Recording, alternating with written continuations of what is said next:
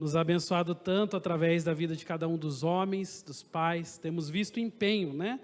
Cada pai se superando, lutando. Vivemos em tempos e dias muito desafiadores, e como é importante, né? O posicionamento dos pais. A família, esse talvez até seja um dos pontos que nós vamos tocar nessa noite. A família nunca, talvez na nossa geração, tenha sido tão atacada como temos visto nesses dias, né? O sistema patriarcal, que é o que traz funcionalidade, estrutura para o mundo que nós vivemos, está realmente vivendo dias de muito desafio. Então, temos motivos sim para celebrar, para comemorar, para cuidar e zelar pelo princípio de paternidade, pelos pais dessa casa, pelos pais, homens de Deus que estão espalhados aí por toda a face da terra, porque, sem dúvida nenhuma, uma família com o pai é uma família diferente, é uma família abençoada, né? Sou filho de pais separados, sei qual é a consequência de uma vida distante do pai, né? Pela graça de Deus, o meu testemunho, a minha história, fala de superação, fala de cura, fala de transformação, mas eu vejo tantos que hoje não têm esse privilégio, né, de ser restaurados, tratados, ministrados pelo Senhor. Então, é maravilhoso aquilo que nós estamos vivendo como igreja. Os princípios que são ministrados nessa casa realmente fazem total diferença. Amém, igreja? Glória a Deus. Vamos lá, então. Eu quero compartilhar rapidamente com você. Sobrou realmente pouco tempo, mas eu quero, de uma forma muito objetiva, trazer uma mensagem para o meu e para o seu coração, já nos preparando para o próximo mês, que nós teremos aí o nosso Boas Notícias. O que é o Boas Notícias? Boas Notícias é um período de 4 semanas que a igreja ela deixa de ter as células semanais, como nós fazemos normalmente, e nós, ao invés de levarmos as pessoas para a célula, nós vamos até a casa das pessoas. Nós formamos duplas. No ano passado, no ano retrasado, nós tivemos dezenas e dezenas de duplas. Essas duplas são formadas dentro das células. Nós escolhemos alguma família, algum casal, pessoas específicas para levar o que nós chamamos de boas notícias, ou seja, nós vamos levar a palavra de Deus através de uma mensagem. Isso vai acontecer agora no mês de setembro, como já aconteceu. Nós iniciamos Boas Notícias no ano de 2020 e foi uma direção que Deus deu à nossa liderança, à nossa casa. Qual foi o motivo? 2020, você lembra, o mundo todo foi bombardeado com muitas más notícias. Todas as semanas nós tínhamos que lidar com a difícil e triste notícia que vinha do falecimento, da tristeza da separação. E nós começamos a ver que o ambiente espiritual, está escuro, né, gente? Pode pôr luz aí. O ambiente espiritual estava sendo muito afetado. E as pessoas estavam desanimando, elas estavam se entristecendo. Então, Deus nos deu uma palavra que nós somos portadores de boas novas, nós somos portadores de boas notícias. Então, saímos espalhando essa boa notícia por muitos lugares.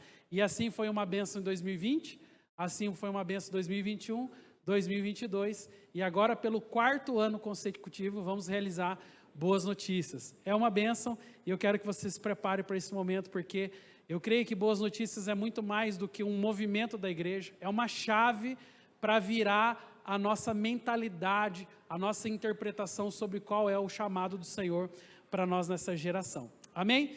Então, eu quero começar refletindo sobre um texto da palavra que está no livro de Lucas, no capítulo de número 19. Deixa eu ver se está funcionando aqui. Isso. Lucas, capítulo 19. E é um texto que fala assim: por isso Jesus diz: certo homem nobre partiu para uma terra distante, a fim de tomar posse de um reino e voltar. Chamou 10 dos seus servos, confiou-lhe 10 minas e disse-lhes: negociai até que eu volte. Mas os seus concidadãos o odiavam e enviaram após ele uma embaixada dizendo: não queremos que este reine sobre nós.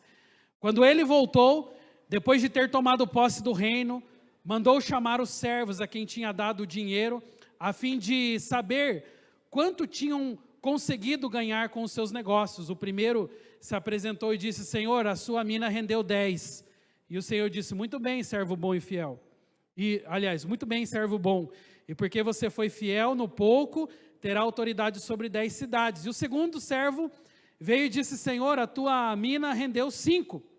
E a este o Senhor disse: você terá autoridade sobre 5 cidades. Então veio outro servo e disse: Senhor, aqui está a sua mina que eu guardei embrulhada num lenço, porque eu tive medo do Senhor, que é um homem rigoroso, e o Senhor retira o que não depositou e colhe o que não semeou. Mas o Senhor respondeu: servo mau, eu julgarei usando as suas próprias palavras. Você sabia que eu sou um homem rigoroso e que retiro o que não depositei e colho o que não semeei. Por que você não pôs o meu dinheiro no banco? E então, na minha vinda, eu receberia com juros. E disse aos que estavam ali: tirem dele a mina e deem àquele que tem 10. E eles responderam: Senhor, mas ele já tem 10. Ao que o Senhor respondeu: pois eu declaro a você que a todo o que tem será dado ainda mais, mas ao que não tem, até o que tem lhe será tirado.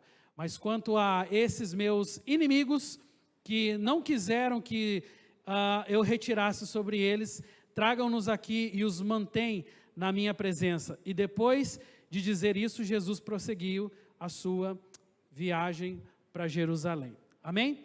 E diante disso nós temos uma pergunta que hoje nós estamos vivendo alguns desafios a nível de sociedade, e sabemos que existe um chamado sobre a vida do homem, da mulher de Deus. Nós, os cristãos, temos um chamado que é propagar o evangelho por todas as nações. Aliás, não é à toa que você, que eu, somos rotulados às vezes até na sociedade como evangélicos. Não é assim que muitas vezes você fala? Às vezes você vai fazer um cadastro e há uma pergunta lá: qual a sua religião?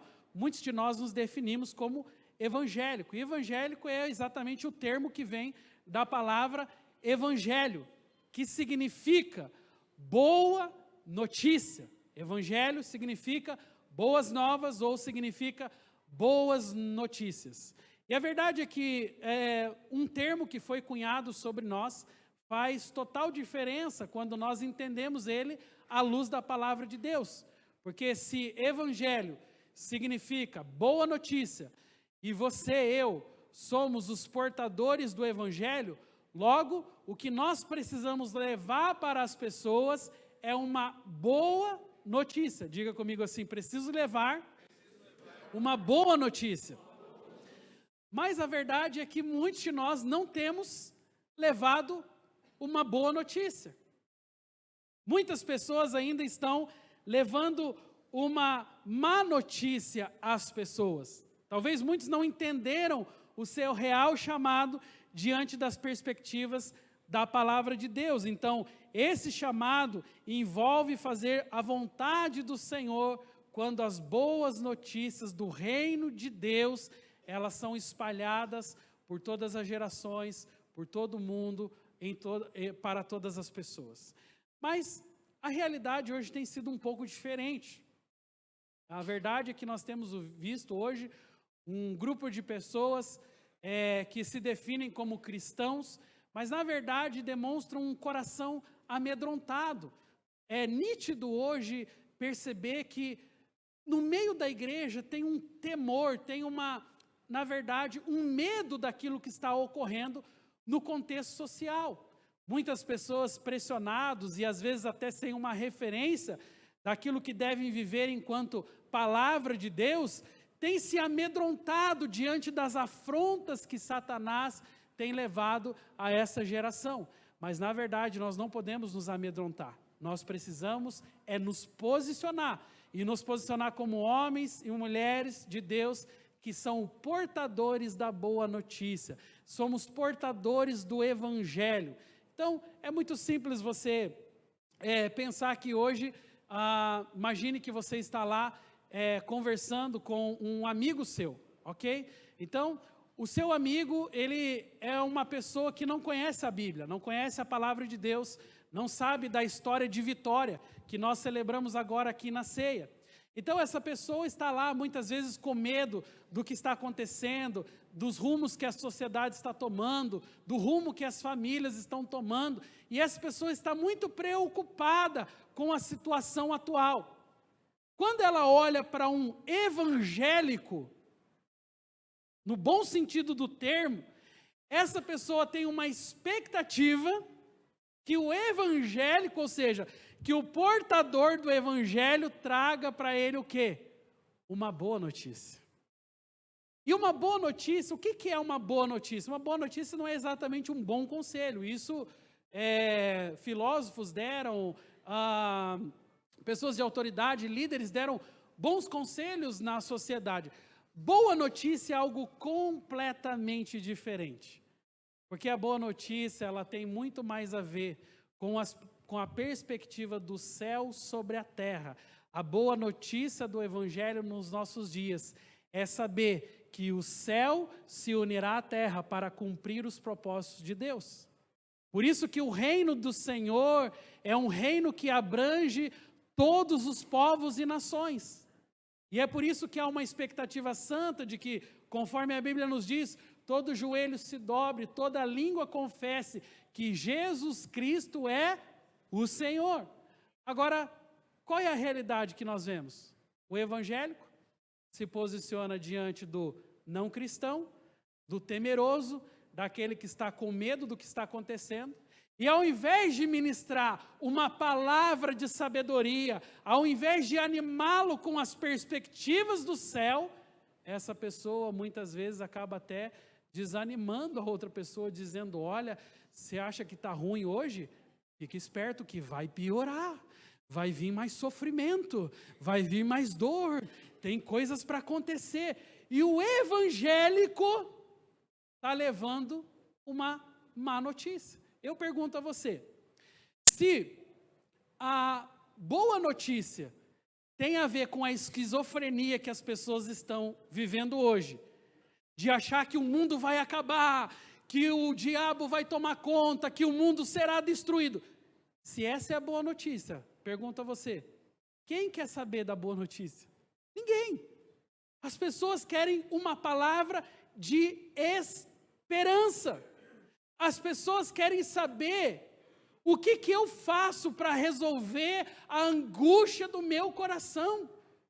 O que eu faço para olhar para o futuro com uma perspectiva diferente. Porque se eu fizer uma pesquisa perguntando às pessoas, quando você olha para o futuro, você se sente animado ou desanimado? Você entende que a maioria de nós olha para o futuro com muitos receios, medos e alguns de nós até desanimados, pensando, ei, parece que o futuro vai ser trágico. Mas o que a Bíblia diz sobre o futuro? Você já leu, por exemplo, Apocalipse, capítulo 24? Quando a Bíblia diz que uma cidade virá, a nova Jerusalém virá sobre a terra. A perspectiva do livro de Apocalipse, que para muitas pessoas é um livro de medo, porque lá em Apocalipse fala da besta, fala do 666, fala da tribulação. A perspectiva de algumas pessoas que leem errado, tanto o Evangelho quanto o Apocalipse, é a perspectiva do medo e não da boa notícia.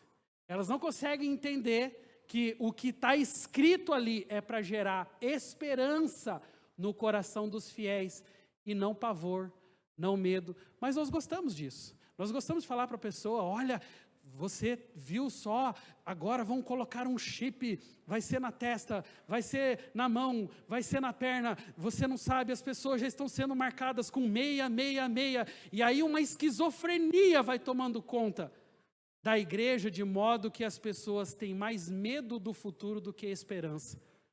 Estou falando com alguém aqui hoje? Parece que isso, irmãos, tem muito a ver com o histórico que a igreja sofreu ao longo dos séculos. Se você fizer uma pesquisa rápida sobre qual foi a influência que o século XVIII, o século XIX, né, que a Revolução Industrial trouxe, foi muito grande.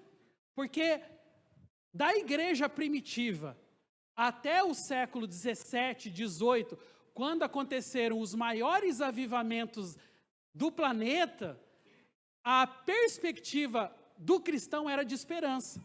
Quando você lê, por exemplo, os pais da igreja, quando você lê até os evangelhos,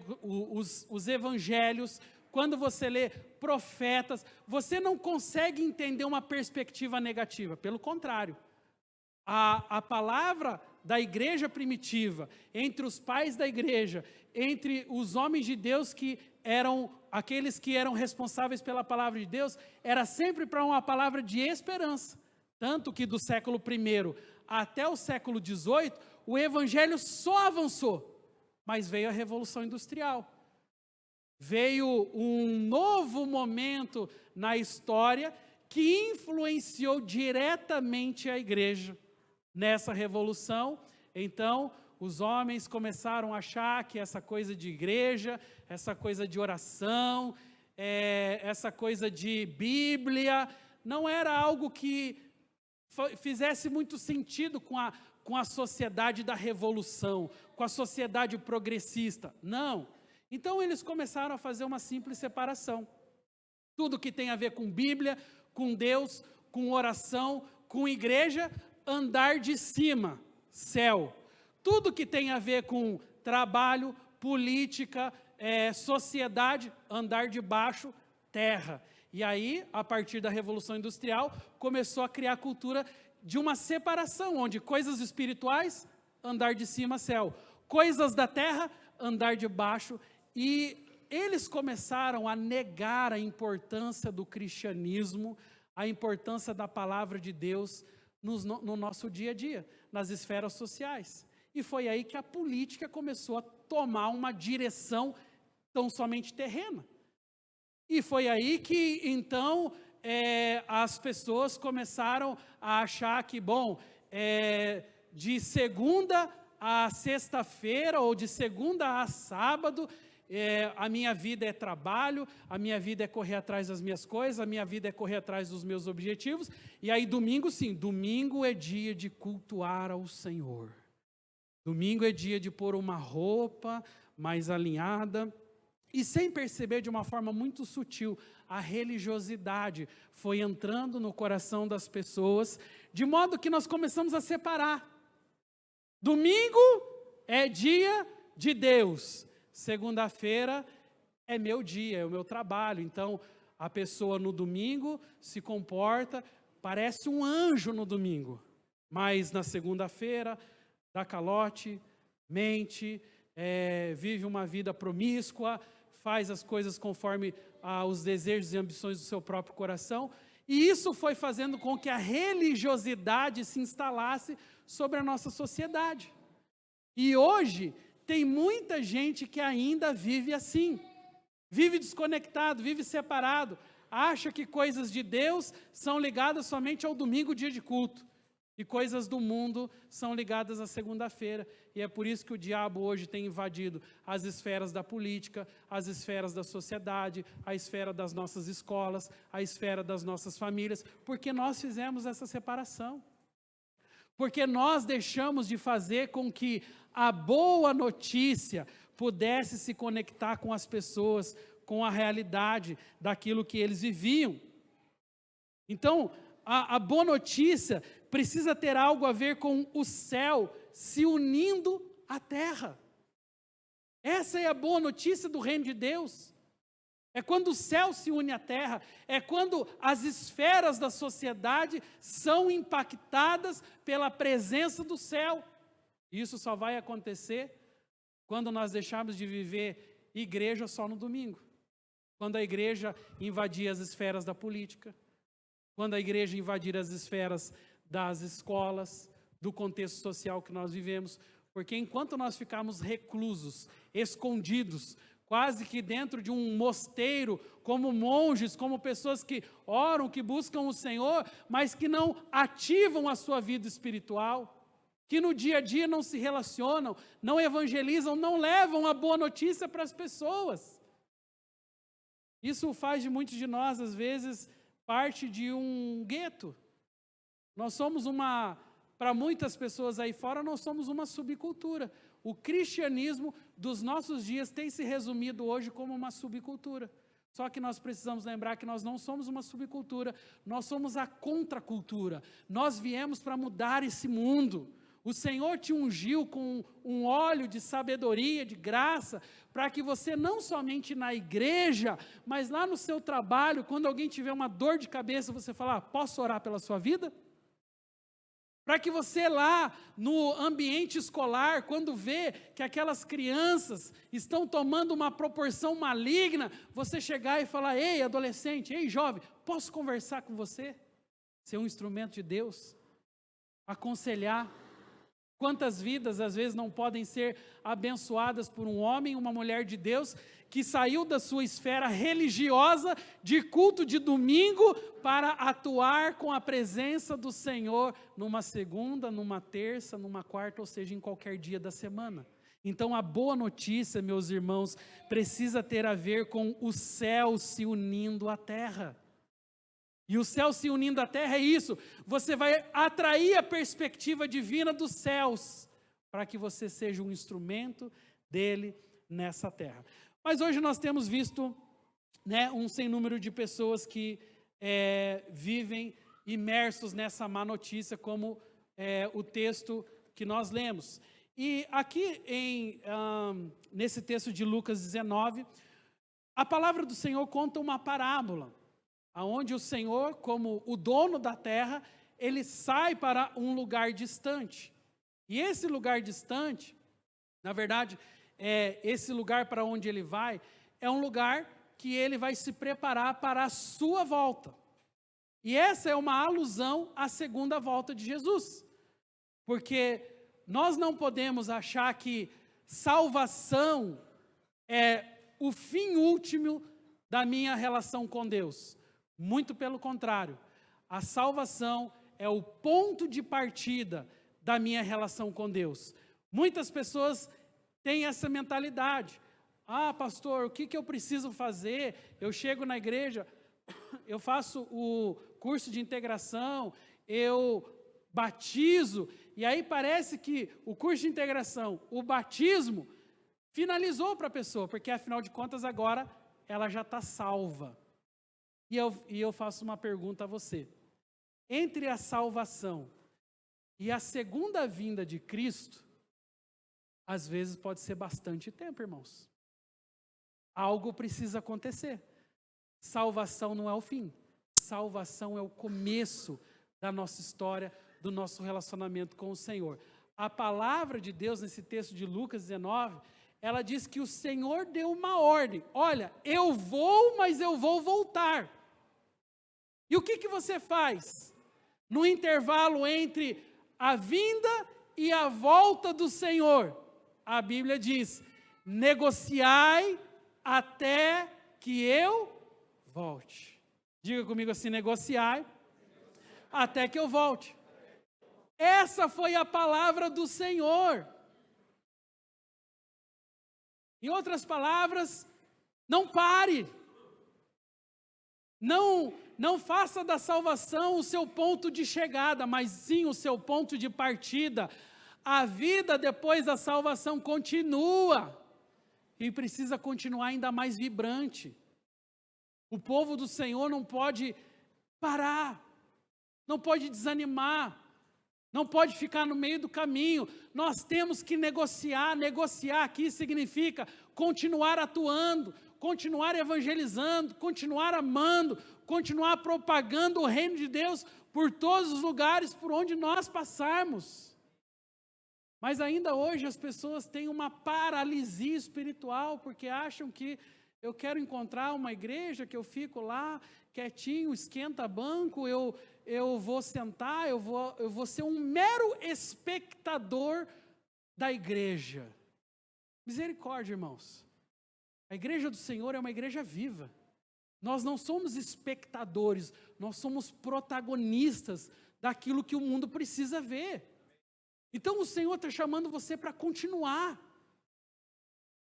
para desenvolver os seus dons, os seus talentos, para ser usado por Ele com graça, com capacidade, para entrar nas esferas sociais, seja na política, seja no trabalho, seja na família, seja na escola, seja nas artes, seja na ciência, seja na cultura, seja na filosofia, para que você seja uma bênção.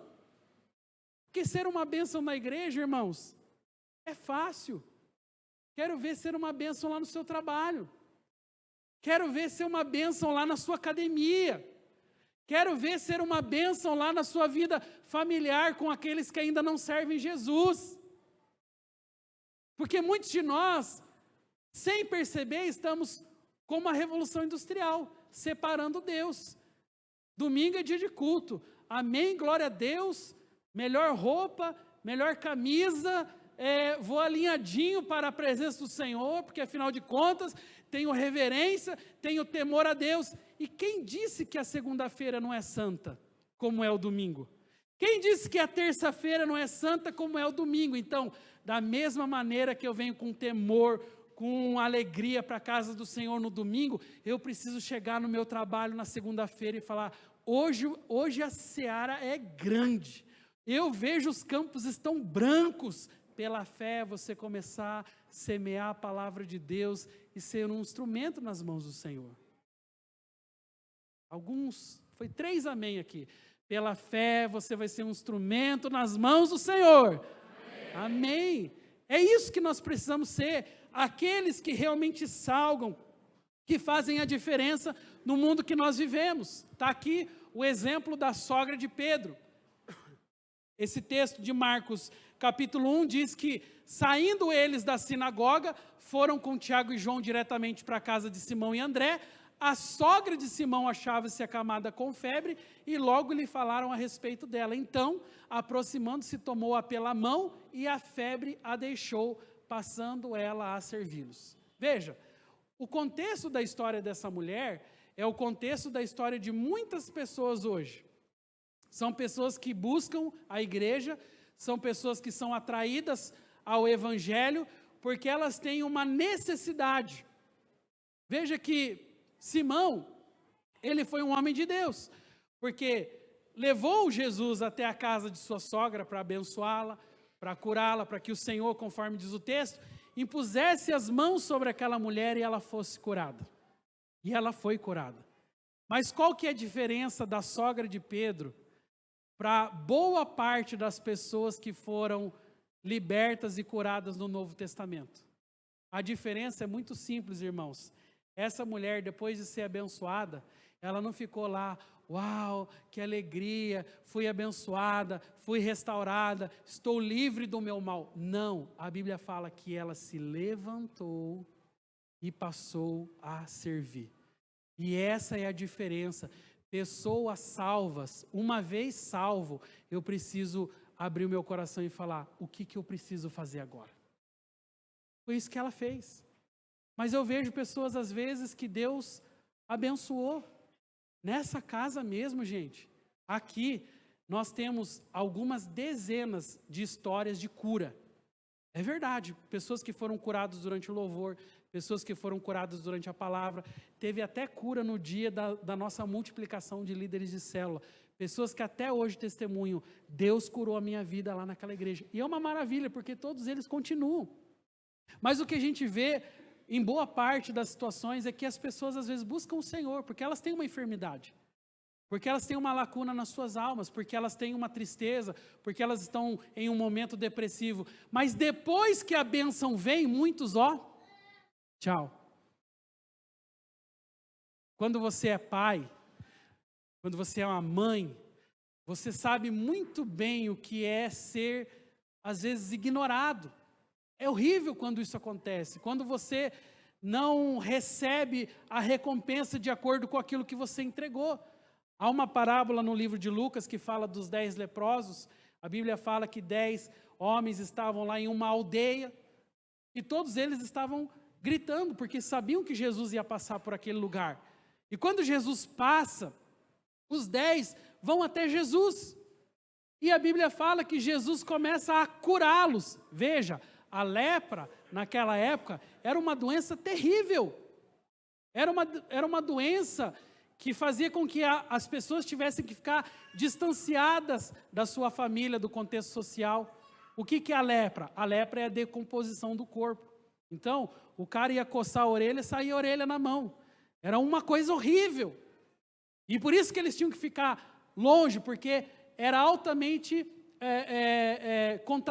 contaminava as pessoas à sua volta. Então, eles tinham que ficar separados. Quando eles veem que Jesus está passando, eles vão em direção ao Senhor e clamam por restauração, por cura. A Bíblia diz que 10 dos leprosos, os 10 foram curados, mas apenas um voltou para dar glória a Deus. Eu não gosto de lidar com a ideia de porcentagem, biblicamente falando, porque acho que a gente corre um risco muito grande de errar. Mas a impressão que às vezes eu tenho é que às vezes de 10 que são abençoados, um volta. Isso é terrível, gente, porque as pessoas querem a bênção, mas não querem o abençoador. A bênção de muitas pessoas está se tornando a sua maior maldição. Quer ver um exemplo simples? Alguém que por toda a vida orou: Senhor, quero um carro para poder ir na igreja, para poder levar minha família. Aí Deus vem e dá o carro para a pessoa, mas agora a pessoa também tem o carro para ir no shopping. Então a bênção se tornou a maldição. Senhor, eu quero prosperar para comprar terras, eu vou comprar um sítio, aleluia! Aí compra o sítio, aí vai para o sítio, final de semana não tem mais como ir na igreja. Aí a bênção se torna a maldição. Entende que o ser humano tem uma ingratidão para com o Senhor, porque nós não conseguimos reconhecer o seu favor. Nós queremos o que Ele tem, mas não queremos o que Ele é. E é por isso que Jesus distinguiu multidão de discípulo. Porque a multidão só queria pirofagia. A multidão só queria ver qual que é o próximo que Jesus vai curar. A multidão só queria saber quando é que ele vai multiplicar os pães e os peixes. A multidão estava interessada naquilo que Jesus tinha. Os discípulos estavam interessados naquilo que Jesus era. E essa é a diferença dos nossos dias também. Tem muita gente que quer o que Jesus tem. E é maravilhoso o que ele tem. Mas é maravilhoso e muito melhor aquilo que ele é. Aquilo que ele representa. O que a palavra dele é capaz de fazer ao suprir as nossas necessidades, as nossas lutas. Por isso é maravilhoso quando nós, como a sogra de Pedro, nos levantemos para servir ao Senhor. E há um chamado sobre você nesse tempo. Eu pergunto a você, quantas bênçãos você já recebeu na sua vida até aqui? Quantas vezes Deus preservou a sua vida? Vou usar o exemplo mais próximo de nós. Quantas pessoas ao nosso redor morreram na pandemia? E eu pergunto ao Senhor muitas vezes, por que o fulano morreu e eu fiquei vivo? E essa é uma pergunta boa para você também. Por que pessoas deixaram essa terra na pandemia e Jesus preservou a sua vida? Será que Ele não quer fazer algo com você, com a sua história? Ou você está vivendo para si mesmo? Ou hoje você está se colocando no centro da sua própria adoração? Uma das coisas que temos visto, está criando um movimento sobre isso. Cada vez mais vemos um ser humano hedonista. O hedonista é aquele que colocou ele mesmo como centro das atenções. Então, tudo gira em torno dele, todas as necessidades são sobre ele, e as pessoas vão perdendo de perspectiva para que nasceram, o real propósito de sua vida nessa terra, que é glorificar o Pai através de sua vida. Como a sogra de Pedro, precisamos nos levantar e seguir a Jesus a despeito das lutas. Eu quero falar sobre a parte da notícia que às vezes ouvimos. Muitos de nós contextualizamos do lado de fora aquilo que nós estamos recebendo do lado de dentro. Aqui nós temos um ponto que fala que o que entra dentro de nós tem o poder de mudar aquilo que está fora de nós. Diga comigo assim, o que entra na minha vida tem o poder de mudar aquilo que está fora da minha vida. O texto é Marcos 4:24, quando a Bíblia diz: então lhe disse, atentai no que ouvis, com a medida com que tiverdes medido, vos medirão também, e ainda se vos acrescentará. A palavra ali é atente-se ao que você ouve. Nós precisamos entender que o que nós ouvimos molda o nosso caráter, molda a nossa personalidade, molda o nosso estilo de vida. Portanto, a pergunta é: o que você tem ouvido? Quais as pessoas que têm te aconselhado? Quais as vozes que hoje estão dando direção para a sua vida? Irmãos, isso aqui é muito sério. Ainda hoje há pessoas que se dizem cristãs, que fazem do jornal da semana o guia para as suas vidas, que ouvem aquilo que o mundo, aquilo que as pessoas, aquilo que estão dizendo ao seu redor, e isso torna-se muitas vezes o guia para a sua vida. Mas a Bíblia claramente diz: homem de Deus, mulher de Deus, igreja do Senhor, atente-se para o que você está ouvindo.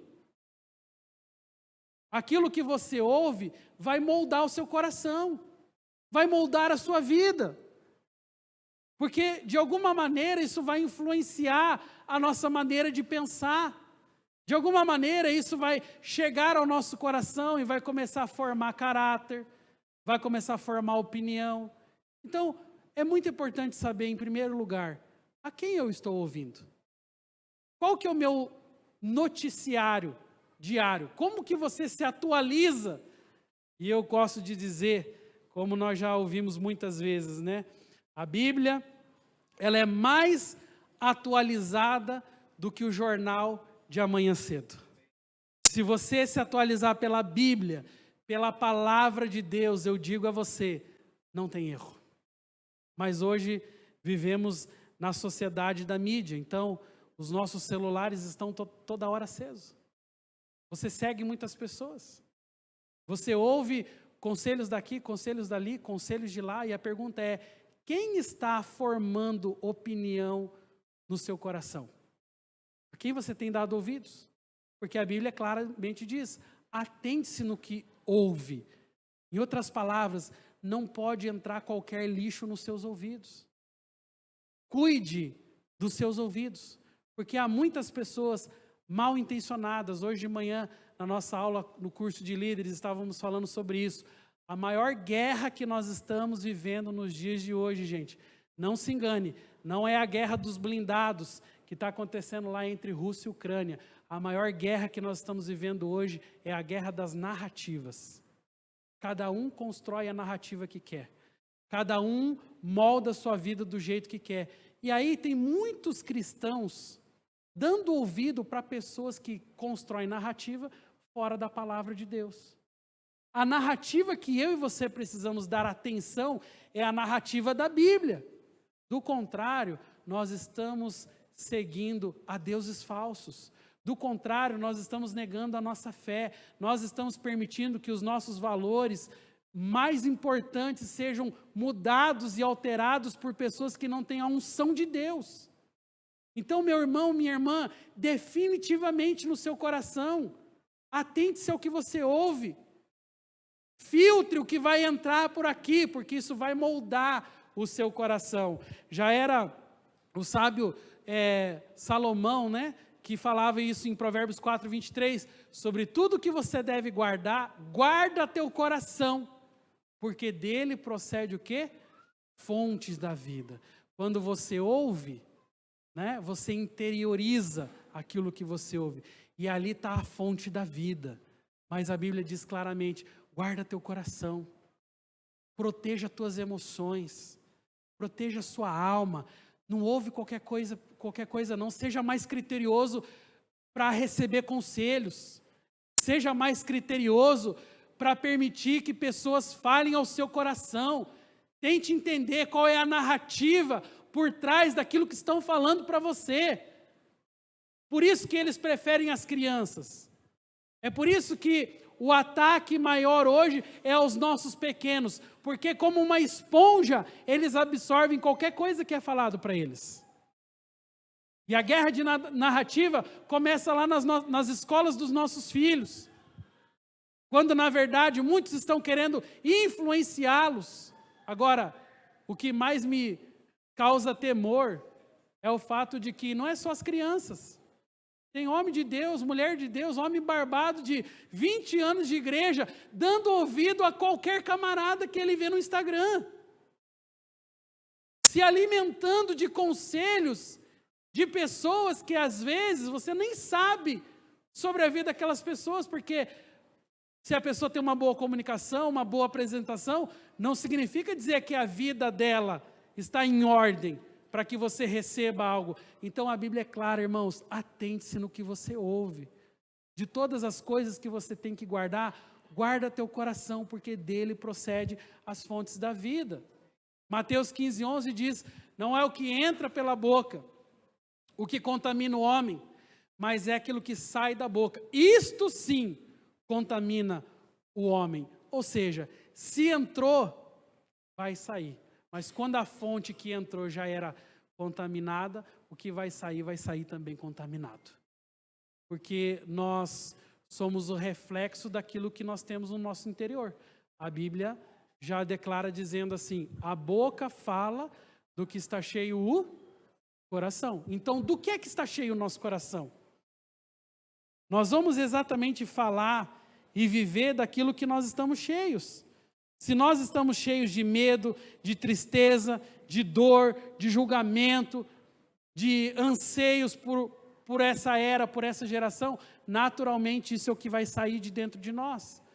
Mas quando nós estamos pautados na palavra, quando a palavra então poliu os nossos corações, quando nós estamos sendo tratados no nosso caráter, na nossa personalidade, o que sai da tua boca é ouro.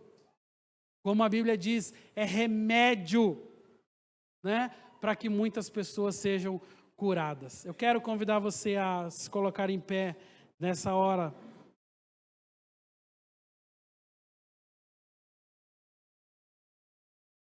E eu quero desafiar o meu e o seu coração. Nós estamos hoje na segunda palavra das boas notícias, dessa série de palavras que nós faremos, né? Semana passada, a pastora Esther começou com uma palavra e hoje estamos na sequência. E eu queria que você abrisse o seu coração para aquilo que você ouvirá nas próximas semanas. Nós queremos preparar o teu coração para ser um instrumento do Senhor, para ser um agente de Deus sobre essa terra. Nós não podemos ter uma visão pessimista do futuro, porque a palavra do Senhor trabalha um conceito muito forte de esperança. Nós não podemos ter uma visão escapista do mundo, porque essa, para muitas pessoas, é uma visão diária. As pessoas estão orando, vem Jesus, mas para muitas pessoas o vem Jesus não é vem mudar essa terra. Para muitas pessoas é vem Jesus, vem me buscar que eu quero sair logo dessa terra. Mas não é isso que a palavra diz. A palavra fala sobre pessoas transformadas no reino de Deus, que de uma tal forma vão influenciar as gerações. Elas não vão ter medo daquilo que vem à frente, pelo contrário. Elas sabem que o príncipe desse mundo já foi julgado. E agora nós estamos diante daquele que é digno de abrir o selo. Ou seja, Jesus está entre nós. Ele é o rei sobre essa geração. Ele é o rei sobre a sua vida, sobre a sua história. Então eu quero convidar você a fechar os teus olhos. E eu quero que você se prepare para viver os melhores dias da sua vida sobre essa terra. Eu quero lançar hoje uma gota de esperança sobre um coração que talvez está receoso. Eu quero lançar a esperança sobre aqueles que têm duvidado do futuro, sobre pessoas que estão temerosas do momento que nós estamos vivendo. Deus não te chamou para esse lugar de medo. Entenda isso de uma vez por todas. A tua porção diante de Deus é a porção de coragem, é a porção de ousadia, é a porção de homens e mulheres que prevalecem mesmo diante dos maiores desafios que nós estamos vivendo. Não aceite, meu irmão, reduzir o Evangelho de Deus, a boa notícia, a simples salvação. Salvação é importante, sim. Nós queremos que mais e mais pessoas sejam salvos, mas nós não queremos reduzir o Evangelho somente à salvação, porque reconhecemos que o Evangelho é a palavra de Deus que vai mudar, que vai transformar, que vai ser inserido sobre as culturas, que vai ser inserido sobre a política, que vai entrar no contexto da educação, que vai entrar no contexto das famílias e vai fazer total diferença. Nós precisamos lembrar que o que civilizou o mundo moderno que nós vivemos hoje foi a palavra de Deus. Se a palavra de Deus não tivesse sido declarada sobre nações, sobre continentes, nós não teríamos nada do mundo que nós vivemos hoje. A palavra de Deus foi a responsável por alterar gerações, por trazer transformações e mudanças, por trazer progresso, modernidade. A palavra de Deus atuou em todas as esferas, e desde a educação até a política, a religião, a cultura, as artes, a sociedade de modo geral, ela precisa dessa presença de Deus através da sua vida. Então não se acanhe, não se esconda. A Bíblia fala que se eu pegar o alqueire e colocar debaixo da cama, para nada serve, mas pelo contrário, eu preciso colocá-lo no velador, para que ilumine toda a casa. Tem muita gente se escondendo debaixo da cama. Tem muito homem e mulher de Deus que podia fazer a diferença no bairro que mora, na família que mora, mas insiste em medo, insiste em más notícias, insiste em uma perspectiva negativa sobre o futuro. Essa não é a tua porção, meu irmão. Há uma nova Jerusalém que vai cruzar os céus, que vai chegar a essa terra. Nós acreditamos que o Senhor do céu e da terra está prestes a alterar esse mundo, a restaurar a sua criação. Nós não fazemos parte daqueles que se escondem, nós fazemos parte daqueles que se posicionam. E a boa notícia do Evangelho é isso, é quando você começar a levar a palavra do Senhor e declarar profecias, declarar paz, declarar a direção do Senhor sobre muitas famílias. Você recebe isso para o seu coração hoje? Vamos adorar o Senhor, fecha os teus olhos. Há uma graça se estou em meio ao fogo, outro caminho se nada me estou. Quando eu olho o que fez em mim, onde estava ali, onde estou aqui, eu sei, sozinho não estarei. Havia um outro na fornalha, andando junto a mim. Havia um outro em meio às águas, fazendo o mar se abrir. E se preciso ser lembrado, eu fui liberto em ti. Uma cruz que mostra o preço que Jesus pagou por mim. Há um outro na fornalha.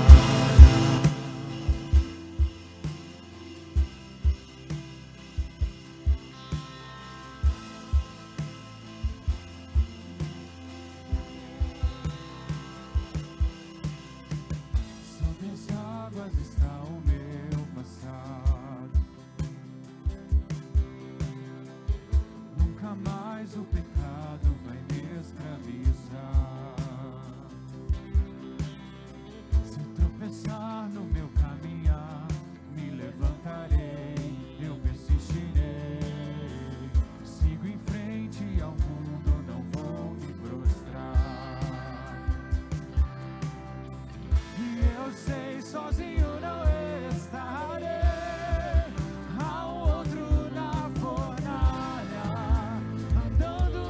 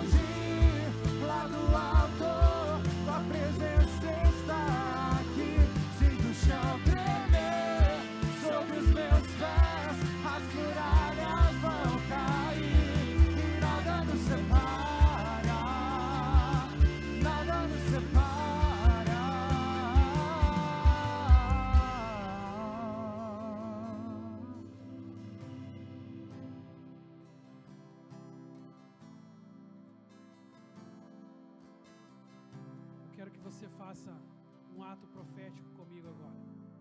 O texto que nós lemos, ele diz: atentai no que ouvis. Coloque as suas mãos sobre os seus ouvidos agora.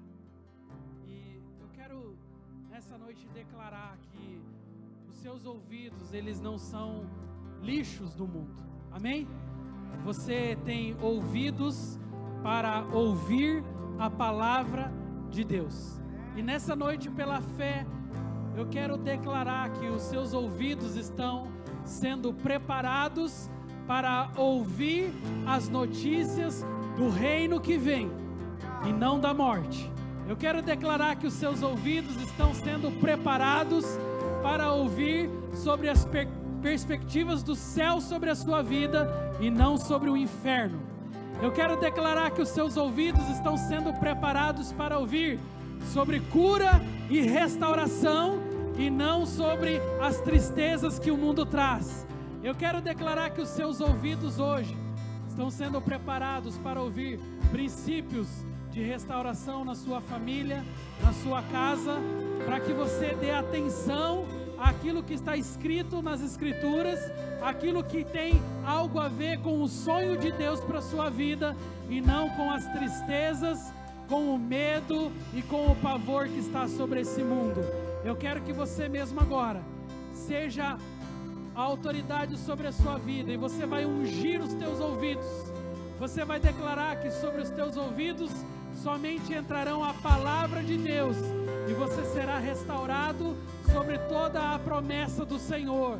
Você que de alguma maneira está andando sobre a perspectiva do medo, da dúvida, hoje você sairá desse lugar com esperança, com fé, com ousadia, com um desejo de viver o sobrenatural do Senhor sobre a tua história. Então comece a orar agora pelos seus ouvidos. Comece a declarar que nos seus ouvidos entrarão a palavra de Deus.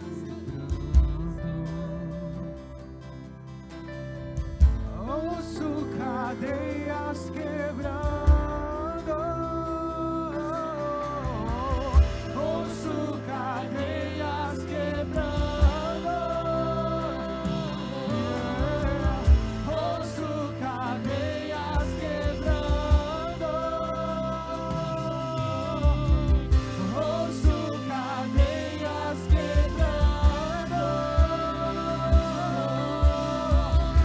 Ouço cadeias quebrando. Ouço cadeias quebrando. Ouço cadeias quebrando. Ouço cadeias quebrando. Ouço cadeias quebrando. Ouço cadeias quebrando. Ouço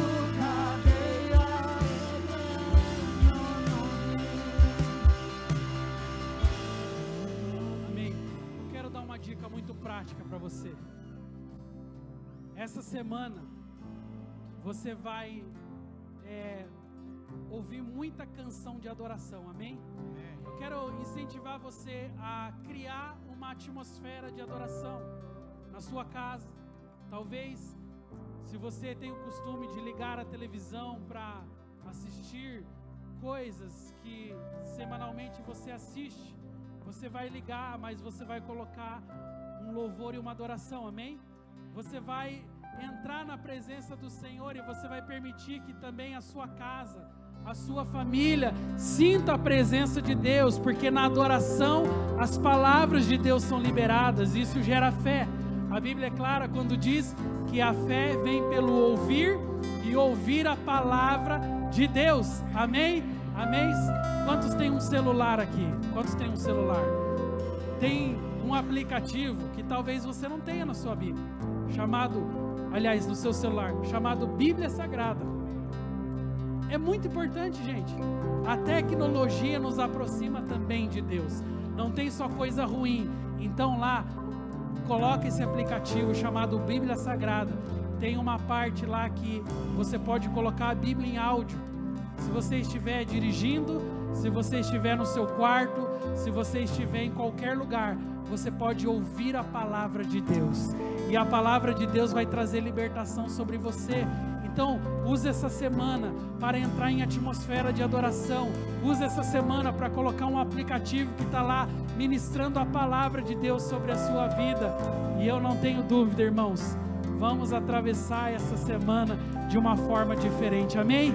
Você vai chegar ao final dessa semana e vai ser com alegria, vai conseguir declarar: eu estou melhor, eu estou sentindo a presença de Deus, agora eu vejo esperança sobre o futuro, porque as más notícias estão sendo desligadas e as boas notícias do reino de Deus estão conectando com o seu coração, amém? Amém? Feche seus olhos mais uma vez, eu quero orar, nós vamos encerrar essa noite. Pai, muito obrigado porque o Senhor falou de uma forma extraordinária sobre os nossos corações, e nós recebemos a boa notícia de que o céu está vindo sobre a terra será transformada, Senhor, que há uma unção, há uma graça sobre os filhos de Deus sobre essa terra, e eu profetizo, a tua igreja é uma igreja corajosa, Senhor. Eu declaro que toda tormenta, eu declaro que todo desânimo, eu declaro que todo pessimismo caia por terra hoje, Senhor. Enche a tua igreja de fé, enche a tua igreja de esperança, enche a tua igreja de ousadia, Senhor. Que tenhamos uma semana de vitória, Senhor, uma semana próspera, uma semana ungida, uma semana cheia da tua presença. Que os nossos ouvidos, Senhor, filtrem aquilo que nós vamos ouvir e chegue aos nossos corações tão somente a palavra do Senhor. Eu declaro que toda ofensa, toda palavra maldita caia por terra hoje, Senhor, e os nossos ouvidos serão preparados para o melhor de Deus, para as boas notícias do reino do Senhor. Aleluia, Pai, obrigado por essa noite. E agora dê aos teus filhos uma semana abençoada e cheia da tua presença. É o que nós oramos com expectativa nos nossos corações. Amém e amém, Jesus. Aplauda o Senhor, querido.